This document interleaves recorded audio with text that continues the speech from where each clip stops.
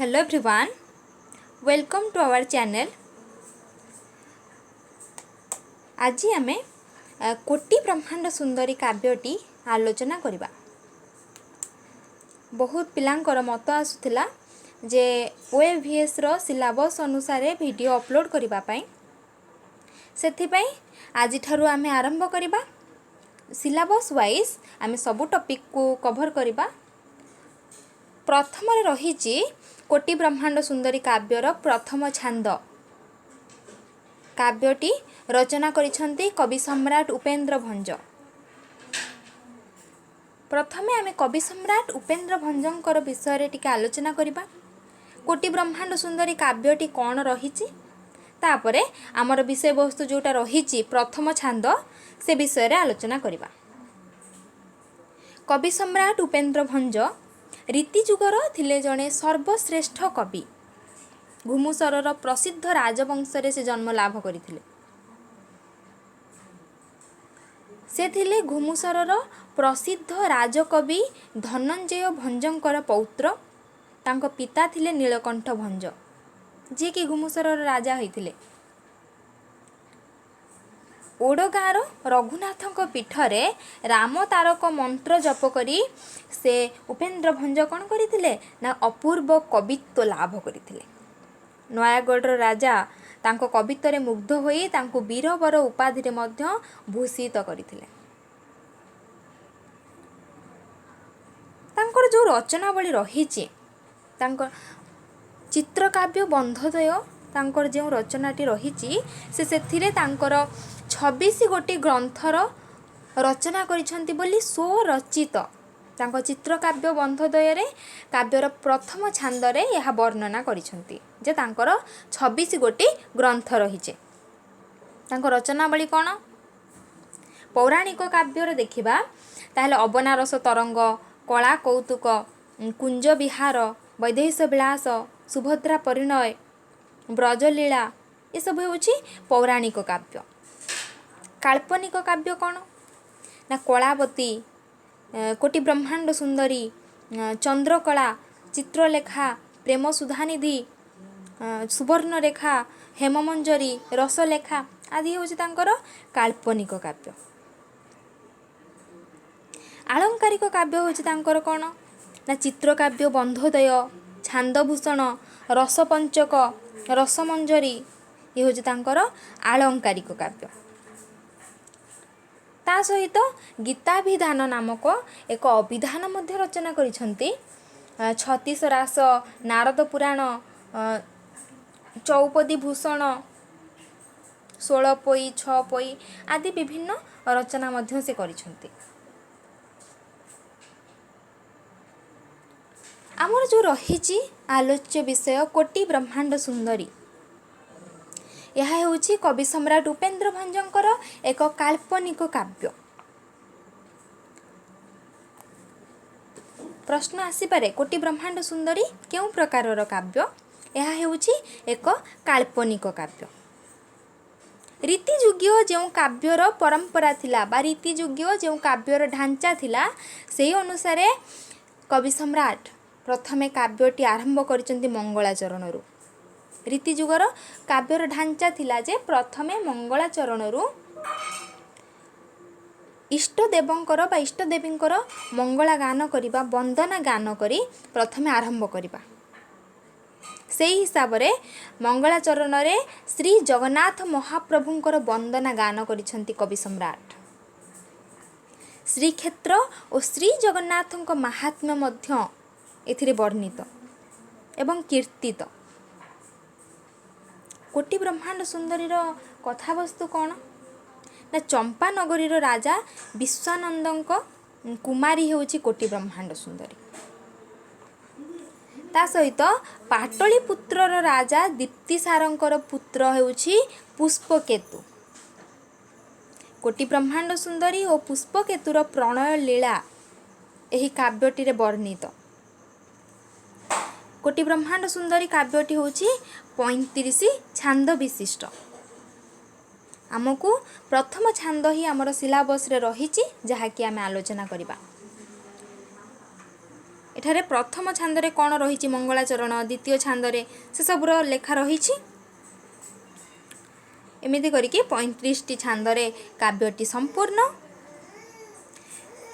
ପ୍ରଥମ ଛାନ୍ଦ କୋଟି ବ୍ରହ୍ମାଣ୍ଡ ସୁନ୍ଦରୀ କେଉଁ ରାଗରେ ରଚିତ? ଏହା ଏକ ମୁଖ୍ୟ ପ୍ରଶ୍ନ। ଏହା ମଙ୍ଗଳ ଗୁଜ୍ଜରୀ ରାଗରେ ରଚିତ। ପ୍ରଥମ ଛାନ୍ଦ ମଙ୍ଗଳାଚରଣ କେଉଁ ରାଗରେ ରଚିତ? ନା ମଙ୍ଗଳ ଗୁଜ୍ଜରୀ ରାଗରେ ରଚିତ। ଯଦି ପ୍ରଶ୍ନ ଆସେ କୋଟି ବ୍ରହ୍ମାଣ୍ଡ ସୁନ୍ଦରୀର ମଙ୍ଗଳାଚରଣରେ କେଉଁ ଦେବତାଙ୍କ ବନ୍ଦନା ଗାନ କରାଯାଇଛି? ସେଠାରେ ଶ୍ରୀ ଜଗନ୍ନାଥ ମହାପ୍ରଭୁଙ୍କର ବନ୍ଦନା ଗାନ କରାଯାଇଛି।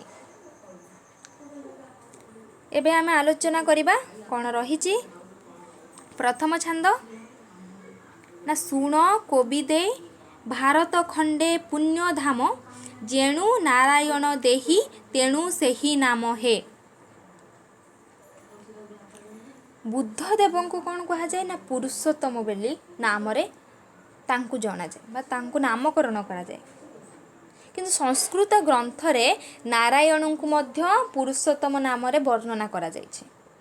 ନାରାୟଣ ଯିଏ ସିଏ ହେଉଛନ୍ତି ଶ୍ରୀ ଜଗନ୍ନାଥ। ସେଥିପାଇଁ ନାରାୟଣଙ୍କ ନାମାନୁସାରେ ଶ୍ରୀ ଜଗନ୍ନାଥଙ୍କୁ ମଧ୍ୟ ପୁରୁଷୋତ୍ତମ ବୋଲି କୁହାଯାଏ। ଏବଂ ଏଇ ଯେଉଁ ଶବ୍ଦ ପୁରୁଷୋତ୍ତମ, ଏହା ଲୋକତୁଣ୍ଡରେ ସଂକ୍ଷିପ୍ତ ହୋଇକି ପୁରୀ ଶବ୍ଦଟି ଲାଭ କରିଛି ବା ପୁରୀ ଶବ୍ଦରେ ପରିଣତ ହୋଇଛି। ପ୍ରଥମେ ଏହା ଥିଲା ପୁରୁଷୋତ୍ତମ, କିନ୍ତୁ ଲୋକତୁଣ୍ଡରେ ବା ଲୋକ କଣ୍ଠରେ ଏହା ସଂକ୍ଷିପ୍ତୀକରଣ ଲାଭ କରି ପୁରୀ ଶବ୍ଦରେ ପରିଣତ ହୋଇଛି। ପୁରୀ କେବଳ ଓଡ଼ିଶାରେ ନୁହଁ, ଆମେ କହୁଛେ ପୁରୀ ଆମର ଓଡ଼ିଶାରେ ପରିଚିତ ବା ପୁଣ୍ୟକ୍ଷେତ୍ର, କିନ୍ତୁ ପୁରୀ ଓଡ଼ିଶାରେ ହେଲେ ମଧ୍ୟ ଭାରତବର୍ଷର ଏହା ହେଉଛି ଏକ ପୁଣ୍ୟକ୍ଷେତ୍ର। ସେଥିପାଇଁ କବି ସମ୍ରାଟ କ'ଣ କହିଛନ୍ତି? ନା ହେ ପଣ୍ଡିତମାନେ ଶୁଣ କୋବିଦେ, କୋବିଦେ କହିଲେ ପଣ୍ଡିତ, ହେ ପଣ୍ଡିତମାନେ ମୁଁ ପୁରୁଷୋତ୍ତମ କ୍ଷେତ୍ରର ଭାରତ ଖଣ୍ଡେ ପୁଣ୍ୟଧାମ, ଭାରତ ଖଣ୍ଡର ଯେଉଁ ପୁଣ୍ୟଧାମଟି ରହିଛି ପୁରୁଷୋତ୍ତମ କ୍ଷେତ୍ର, ସେହି ପୁରୁଷୋତ୍ତମ କ୍ଷେତ୍ରର ବିଷୟ କହୁଅଛି, ସେସବୁକୁ ଶୁଣ। କାରଣ କ'ଣ? ନା ସେଠାରେ ନାରାୟଣ ଦେହି, ଯେଣୁ ନାରାୟଣ ଦେହି ତେଣୁ ସେହି ନାମ ହେ। ନାରାୟଣ ଦେହବନ୍ତ ହୋଇ ବିଦ୍ୟମାନ ହୋଇଛନ୍ତି କେଉଁଠାରେ? ନା ପୁରୁଷୋତ୍ତମ କ୍ଷେତ୍ରରେ, ଯାହାର ସଂକ୍ଷିପ୍ତୀକରଣ ନାମ ହେଉଛି ପୁରୀ। ଭାରତ ଖଣ୍ଡର ସବୁଠାରୁ ପୁଣ୍ୟ କ୍ଷେତ୍ର ହେଉଛି ଶ୍ରୀ ଜଗନ୍ନାଥଙ୍କ କ୍ଷେତ୍ର ପୁରୀ। ତାପରେ କ'ଣ କୁହାଯାଇଛି? ନା ଗିର୍ବାଣ ମତେ ନିର୍ବାଣ ସାରୂପ୍ୟକୁ ଦେଇ ସାକ୍ଷୀ ପକ୍ଷୀ କରଟ ପ୍ରତିମା ରୂପେ ଥାଇ ଯେ। ଗିର୍ବାଣ କହିଲେ ବେଦ, ବେଦ ମତରେ ନିର୍ବାଣ, ନିର୍ବାଣ କ'ଣ? ନା ଜନ୍ମ ବନ୍ଧନରୁ ମୁକ୍ତ, ତାହାକୁ କୁହାଯାଏ ନିର୍ବାଣ। ମୁକ୍ତ କହିଲେ ମୁକ୍ତ ହେଉଛି ଚାରି ପ୍ରକାର। କ'ଣ କ'ଣ? ନା ପ୍ରଥମରେ ହେଉଛି ସାରୁଣ୍ୟ, ସାରୂପ୍ୟ, ସାଲୋକ୍ୟ ଆଉ ସାଜୁଜ୍ୟ। ଏଠାରେ ଯେଉଁ କଥା କୁହାଯାଇଛି ନିର୍ବାଣ, ନିର୍ବାଣ ସାରୂପ୍ୟକୁ ଦେଇ, କେଉଁ ମୁକ୍ତି କଥା କୁହାଯାଇଛି? ନା ସାରୂପ୍ୟ ମୁକ୍ତି କଥା କୁହାଯାଇଛି। ନିର୍ବାଣ ହେଉଛି ସାଜୁଜ୍ୟ ମୁକ୍ତି, ସାଜୁଜ୍ୟ ସାରୂପ୍ୟ ମୁକ୍ତି କଥା ଯେଉଁ କୁହାଯାଇଛି। କରଟ କହିଲେ କାଉ। ବେଦ ମତରେ ଭଗବାନ ଭକ୍ତକୁ ସାଲୋକ୍ୟ ମୁକ୍ତି ପ୍ରଦାନ କରିଥାନ୍ତି। ଯେଉଁ ମୁକ୍ତି ଚାରୋଟି ରହିଛି ବେଦ ମତରେ ଚାରୋଟି ମୁକ୍ତିରୁ ସାଲୋକ୍ୟ ମୁକ୍ତିଟିକୁ ପ୍ରଦାନ କରିଥାନ୍ତି। ଏହାର ସାକ୍ଷୀ କିଏ? ନା କାକ ପକ୍ଷୀ ହେଉଛି ଏହାର ସାକ୍ଷୀ। ସେ କାକ ପକ୍ଷୀ କ'ଣ? ନା ସେ କାକ ପକ୍ଷୀର ପାଷାଣ ପ୍ରତିମାଟି ଭୂଷଣ୍ଡ ନାମରେ, କାକ ପକ୍ଷୀ ନ ହେଇକି ଭୂଷଣ୍ଡ ନାମରେ ବିମଳା ମନ୍ଦିରରେ ଆଗରେ ଯେଉଁ ରୋହିଣୀ କୁଣ୍ଡଟି ରହିଛି, ସେହି ରୋହିଣୀ କୁଣ୍ଡରେ ଚତୁର୍ଭୁଜ ହୋଇ ଦେବତ୍ୱ ଲାଭ କରିଛି ଭୂଷଣ୍ଡ କାକ ପକ୍ଷୀ। ଆଉ କ'ଣ କୁହାଯାଇଛି? ନା ଯେ ବ୍ରହ୍ମ ହତ୍ୟା ପାତକ ନିପାତକ ମହି କପାଳ ଲୋଚନ ତ୍ରିଲୋଚନ ସାକ୍ଷୀ ଜହିଁ ଯେ। ଯେ ବ୍ରହ୍ମ ହତ୍ୟା ପାପକ ନିପାତକ ମହି, ଯେ ବ୍ରହ୍ମ ହତ୍ୟା ପାତକ ପାପରୁ ଯିଏ ନିପାତକ କରେ, ନାଶ କରେ, କପାଳ ମୋଚନ ଲାଗିଥିବା କପାଳରୁ ଖସି ପଡ଼ିବା। କ'ଣ ଲାଗିଥିବା କପାଳରୁ ଖସି ପଡ଼ିବା? ମହାଦେବ ଶିବ ଥରେ ଗୋଟିଏ ବ୍ରାହ୍ମଣଙ୍କୁ ଚାପୁଡ଼ା ମାରିଥିଲେ। ସେ ଚାପୁଡ଼ା ମାରିବା ଦ୍ୱାରା ଚାପୁଡ଼ା ଘାତରେ ଯେତେବେଳେ ବ୍ରାହ୍ମଣକୁ ବ୍ରହ୍ମ ହତ୍ୟା ପାପ ଲାଗିଥିଲା ଏବଂ ସେହି ବ୍ରାହ୍ମଣର ମୁଣ୍ଡଟି ଶିବଙ୍କ ହାତରେ ସେମିତି ଲାଗି ରହିଥିଲା। ଶିବ କ'ଣ କଲେ ନା ନାନା ତୀର୍ଥକ୍ଷେତ୍ର ଯେତେ ସବୁ ରହିଛି ତୀର୍ଥକ୍ଷେତ୍ର ସବୁ ବୁଲିକି ଯେତେବେଳେ ପୁରୀରେ ଆସି ପହଞ୍ଚିଲେ ସେତେବେଳେ ସେଇ ମୁଣ୍ଡଟି ତାଙ୍କ ହାତରୁ ଖସିଗଲା। ଏହି କ୍ଷେତ୍ର ହେଉଛି ଶ୍ରୀକ୍ଷେତ୍ର ହେଉଛି କ'ଣ ନା ବ୍ରହ୍ମ ହତ୍ୟା ପାତକ। ପାତକ କହିଲେ ପାପ ମଧ୍ୟ ଖଣ୍ଡନ କରେ, ନିପାତନ କରେ, ଖଣ୍ଡନ କରେ। ତାର ସାକ୍ଷୀ କିଏ ନା ତା ସାକ୍ଷୀ ହେଉଛନ୍ତି ନା କପାଳ ମୋଚନ ତ୍ରିଲୋଚନ। ତ୍ରିଲୋଚନ କହିଲେ ମହାଦେବ, କପାଳ ମୋଚନ ତ୍ରିଲୋଚନ ହେଉଛନ୍ତି ତାହାର ସାକ୍ଷୀ। ତାପରେ କ'ଣ ଲେଖାଯାଇଛି ନା ଆସି କାଶୀଶ୍ୱର ବାସ କଲେ ଏହା ଜାଣି ଅନ୍ୟ କ୍ଷେତ୍ର ସମସ୍ତଙ୍କ ଏ ମସ୍ତକ ମଣି ହେ। କାଶୀଶ୍ୱର କହିଲେ ଶିବ। କାଶୀଶ୍ୱର କେଉଁଠାରେ ବାସ କଲେ? ଭାରତବର୍ଷର ଯେତେବେଳେ ଯେତେ ସବୁ ତୀର୍ଥକ୍ଷେତ୍ର ରହିଥିଲା ସେ ପୁଣ୍ୟକ୍ଷେତ୍ରରେ ଯେତେବେଳେ ତାଙ୍କର ହାତରୁ ସେ ମୁଣ୍ଡଟି ଯେତେବେଳେ ନ ପଡ଼ିଥିଲା, ଯେତେବେଳେ ପୁରୀରେ ଆସିକି ତାଙ୍କ ହାତରୁ ସେ ମୁଣ୍ଡଟି ଖସି ପଡ଼ିଥିଲା, ସେଇ ପୁରୀକୁ କ'ଣ ଭାବିଥିଲେ ନା ଶ୍ରେଷ୍ଠତମ ଶ୍ରେଷ୍ଠ କ୍ଷେତ୍ର ବୋଲି ଭାବିଥିଲେ। ସେ କଥା ଜାଣି କାଶୀଶ୍ୱର କ'ଣ କରିଥିଲେ ନା ଏଠାରେ ବାସ କରିଥିଲେ। ଏଣୁ କ୍ଷେତ୍ର ନରେନ୍ଦ୍ର ପଦତ ସମ୍ଭାବିତ ବିନା ସେ ଭୁଜଙ୍ଗ ଦୋଷ ତାକୁ କେତେ ମାତ୍ର ହେ। କ୍ଷେତ୍ର ନରେନ୍ଦ୍ର କହିଲେ କ୍ଷେତ୍ରରାଜ। କ୍ଷେତ୍ର ନରେନ୍ଦ୍ର ପଦତ ସମ୍ଭାବିତ। ଏହି କ୍ଷେତ୍ର କ'ଣ ନା ସବୁ କ୍ଷେତ୍ର ଉପରେ ରାଜା। ନରେନ୍ଦ୍ର କହିଲେ ରାଜା, ରାଜା କହିଲେ ଚଳେ। ଏପରି କ୍ଷେତ୍ର ପାପ ନାଶ କରିବା କିଛି ବଡ଼ କଥା ନୁହେଁ। ଯିଏ ସବୁ କ୍ଷେତ୍ରମାନଙ୍କର ରାଜା ସେ କ'ଣ କରିବ? ତାର ସେତିକି ସକ୍ଷମତା ରହିଛି ଯେ ଯେତେ ସବୁ ପାପ ରହିଛି ସେ ସବୁ ପାପର ନାଶ କରିବ। ବିନାଶେ ଭୁଜଙ୍ଗ ଦୋଷ ତାକୁ କେତେ ମାତ୍ର ହେ। ଭୁଜଙ୍ଗ କହିଲେ ସର୍ପ। ଗୁଣିଆ ଯେପରି ଭାବରେ ସାପର ବିଷ ଛଡ଼ାଏ ଏବଂ ଗୁଣିଆ ପାଇଁ ଏହା ହେଉଛି ଏକ ଅତି ସାମାନ୍ୟ କାମ, ସେହିପରି ଭାବରେ ଶ୍ରୀକ୍ଷେତ୍ରର କ'ଣ ରହିଛି ମହାତ୍ମ୍ୟ ନା ମଣିଷର ପାପ ଛଡ଼ାଇବା। ଏହା ରହିଛି ବିନା ସେ ଭୁଜଙ୍ଗ ଦୋଷ ତାକୁ କେତେ ମାତ୍ର ହେ। ମଣିଷର ପାପ ଛଡ଼ାଇବା ହେଉଛି ଏହି କ୍ଷେତ୍ର ପକ୍ଷରେ ସେହିପରି ସାମାନ୍ୟ। କେଉଁପରି ନା ଗୁଣିଆ ଯେପରି ଭାବରେ ସାପର ବିଷ ଛଡ଼ାଏ। ଅବିଦ୍ୟା ବିଷମ ଆସି ବିଷଘାତୀ ଜନେ ଜ୍ଞାନାଜ୍ଞାନେ ପରାଧୀନେ ସେ ସ୍ଥାନ ଗମନ ହେ। ଆସି ବିଷ କହିଲେ ସାପ, ଅବିଦ୍ୟା ଅଜ୍ଞାନତା ବା ଅଜ୍ଞାନ ରୂପକ ଭୀଷଣ କାଳ ବା ଅଜ୍ଞାନ ରୂପକ ଭୀଷଣ ଯେଉଁ କୁହାଯାଇଛି ବିଷମ ଆସି ବିଷଘାତୀ ଜନେ, ଅଜ୍ଞାନ ରୂପକ ଭୀଷଣ କାଳସର୍ପ ଦଂଶନରେ ଜର୍ଜରିତ ଲୋକ ମଧ୍ୟ କ'ଣ କରେ ନା ଏହି କ୍ଷେତ୍ରକୁ ଆସିଲେ, ଏହି ଶ୍ରୀକ୍ଷେତ୍ରକୁ ଆସିଲେ ତାର ଜ୍ଞାନ ଲାଭ କରି ସେ ମୁକ୍ତି ପାଇଯାଏ। ଜ୍ଞାନା ଜ୍ଞାନେ ପରାଧୀନେ, ଜ୍ଞାନ ଲାଭ କରିକି ମୁକ୍ତି ପାଇଥାଏ। ଆଉ କ'ଣ ରହିଛି ଏହି ଶ୍ରୀକ୍ଷେତ୍ରର ମାହାତ୍ମ୍ୟ ନା ଶ୍ରୀ ମହାପ୍ରସାଦ ଗଦ ଗଦ ଘଣ୍ଟ ଘୋଷ ଭକ୍ଷଣେ ଶ୍ରବଣେ ଯେ କିଳ ବିଷ ବିଷ ନାଶ ହେ। ଶ୍ରୀ ମହାପ୍ରସାଦ ଯେଉଁ ରହିଛି ଗଦ ପଦ ଘଣ୍ଟ ଘୋଷ। ପଦ କହିଲେ ଗାରୁଡ଼ି ମନ୍ତ୍ରର ପଦ। ଯେତେବେଳେ ଗୁଣିଆଟି ସାପ କ'ଣ କରିଥାଏ, ସାପ ବିଷକୁ ଝାଡ଼େ, ସେ କିଛି ପଦ ମଧ୍ୟ କ'ଣ କରେ ଉଚ୍ଚାରଣ କରେ, ମନ୍ତ୍ର ଉଚ୍ଚାରଣ କରେ। ଗଦ କହିଲେ କିଛି ଗୁଣିଆ କ'ଣ କରେ ଏକ ଗଦ ଖୁଆଇଥାଏ। ସେ ଗଦ ଏଠାରେ କୁହାଯାଇଛି ଶ୍ରୀ ମହାପ୍ରସାଦ ହେଉଛି ଗଦ। ପଦ କ'ଣ ନା ଗୁଣିଆଟି ଯେଉଁ ମନ୍ତ୍ରଟି ଉଚ୍ଚାରଣ କରେ। ଏଠାରେ କେଉଁ ମନ୍ତ୍ର କଥା କୁହାଯାଇଛି ନା ଘଣ୍ଟ ଘୋଷ ମନ୍ତ୍ର କଥା କୁହାଯାଇଛି। ଶ୍ରୀକ୍ଷେତ୍ରର ଯେଉଁ ସବୁ ଘଣ୍ଟିର ଘଣ୍ଟ ଧ୍ୱନି ସିଏ ହେଉଛି ଏଠାରେ କ'ଣ ନା ପଦ। ଏହାର ଅର୍ଥ କ'ଣ ହେଲା ନା ମହାପ୍ରସାଦ ସେବା ଓ ଘଣ୍ଟ ଧ୍ୱନି ଶୁଣିଲେ ଲୋକର ପାପ ବିଷ ଯେଉଁ କିଳ ବିଷ ବିଷ ନାଶ ହେ। ଭକ୍ଷଣରେ ମହାପ୍ରସାଦ ଭକ୍ଷଣରେ ଆଉ ପଦ ଘଣ୍ଟ ଘୋଷ ଧ୍ୱନିର ଶ୍ରବଣରେ କ'ଣ ହେବ? ସବୁ ପାପ ତାପ ଦୂର ହେବ, ନାଶ ହେବ। बा नष्ट हेबो। आउ कौन कहुई ना उन्नत प्रसाद राज पताका उड़ाई ए प्रदेशे समवर्तीपण नाही नाही हे।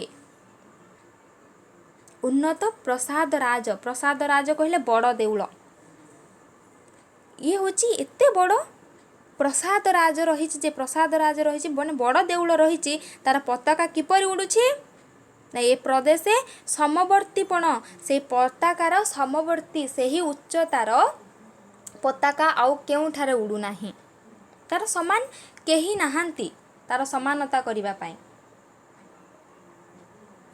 जम अधिकार होछि जो उच्च बड़ देउल रही ता शिखर रे पताका उड़ीकी कौन जनाउछि ना एठारे जमर अधिकार नाही।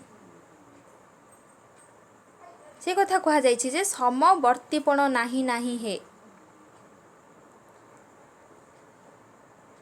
जम अधिकार करिकी जमर जदि कौन देखिबो जतबेले श्री क्षेत्रर जे उच्चरे बा बड़ देउल रे जे पताका उड़ुछि से जम को कौन करिबो अधिकार नाही बोली ताहा सूचाई देउछि।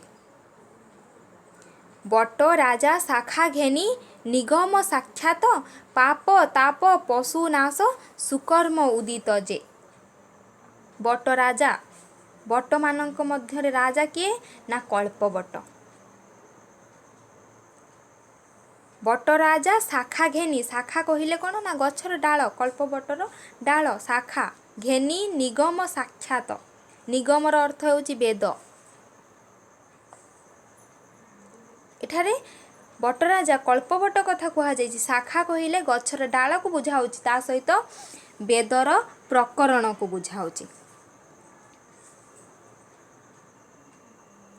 पाप ताप पशुनाश सुकर्म उदित जे कौन कहगला ना बटराज बा कल्पबट साक्षात वेदांग सहित वेद होइछि सेतिपई कहैछि ना साक्षात निगम माने वेदांग सहित वेद होइछि। वेद मतरे लोकयज्ञ रे बलिदान पाप ताप पशुनाश कथा कहा जाइछि जो बलिदान द्वारा धर्म लाभ करिथाय। एठारे कल्पबट कथा कौन पई कहा जाइछि ना कल्पबट मूल रे पाप ताप रूपक जो पशुनाश कथा कहुई पशु को नाश कले पाप ताप होउचंती मनीषर पशु। पाप ताप भल जिनिस नुहे यहाँ पशु सहित तुलना करा जाइछि। पाप ताप रूपक पशु को नाश कले कौन हेब ना सुकर्म उदित हेब सुकर्मर उदय हेब।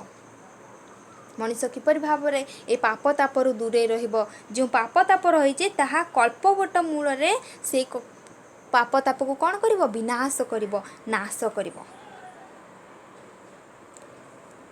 परवर्ती अन्य एक वीडियो रे हमें पुणी एठू आलोचना करिबा। आजिर वीडियोटी एटी शेष होउची। वीडियोटी जो माने OAVS एग्जाम में प्रिपरेशन करूछंती से मानकु शेयर करंतु। एही परी आमे सबुदिन वीडियो नहीं के आसीबू। सबु वीडियो रो अपडेट पाइबा पाई चैनल टी को सब्सक्राइब करंतु जहा फलरे कि हमर प्रतिटी न्यू वीडियो रो नोटिफिकेशन आपनक पाखरे यथाशीघ्र पहुंची पारिबो। Thank you.